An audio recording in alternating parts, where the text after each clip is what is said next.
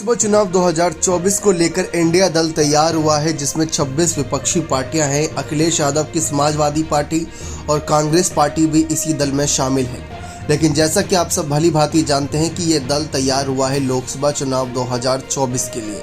लेकिन इससे पहले कुछ राज्यों में विधानसभा चुनाव भी होने हैं और उन्हीं विधानसभा चुनाव को लेकर इस बात को लेकर कई सवाल खड़े हो रहे थे कि क्या ये जो गठबंधन हुआ है ये विधानसभा में भी काम करेगा या वहां पर बिखर जाएगा।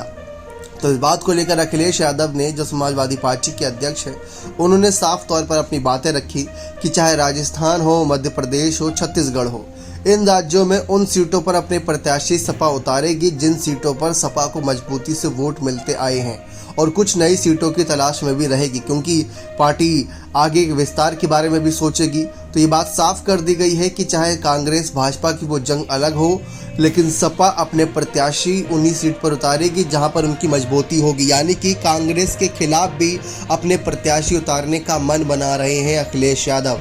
मध्य प्रदेश विधानसभा चुनाव में कुछ ही महीने का वक्त बचा है। इसी को ध्यान में रखते हुए अखिलेश की तैयारियों को लेकर सवाल किया जा रहा है कि अखिलेश की पार्टी क्या सभी सीटों पर चुनाव लड़ेगी, क्योंकि राजस्थान में जो मायावती की बसपा है वो सभी सीटों पर चुनाव लड़ेगी और वो इंडिया दल में शामिल नहीं है।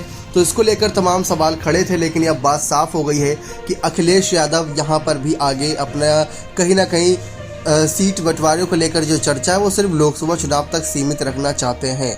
लेकिन अगर इससे पहले अखिलेश राहुल की कोई बड़ी बैठक होती है और बैठक में कोई विचार विमर्श होता है विधानसभा चुनाव को लेकर भी, तो वहां पर शायद इस बात का हल निकल जाए। जैसा कि आप जानते हैं 200 सीटें राजस्थान में है और 230 विधानसभा सीटें मध्य प्रदेश में है, और इन सीटों पर अखिलेश की सपा कितनी सीटों पर प्रत्याशी उतारेगी, क्योंकि कांग्रेस इन सभी सीटों पर अपने प्रत्याशी उतारती, कांग्रेस को जीत भी अच्छी खासी मिलती है। तो उसी को ध्यान में रखना जरूरी होने वाला है। अब देखते हैं इससे कांग्रेस कैसे पार पाएगी, क्योंकि अगर हार होती है कांग्रेस की तो इंडिया दल का ही नाम खराब होगा। ये बात ध्यान रखिए कि अगर हार होती है कांग्रेस की तो इंडिया दल का ही नाम खराब होगा। जैसे अब घोसी उपचुनाव होना है तो यहाँ पर कांग्रेस ने अपने प्रत्याशी नहीं उतारा ताकि सपा भाजपा में कड़ी टक्कर हो और जो जीते जो हारे वो सबके सामने हो। तो ये बात साफ तौर पर रख दी गई है। बने रहे चैनल के साथ। बहुत बहुत धन्यवाद।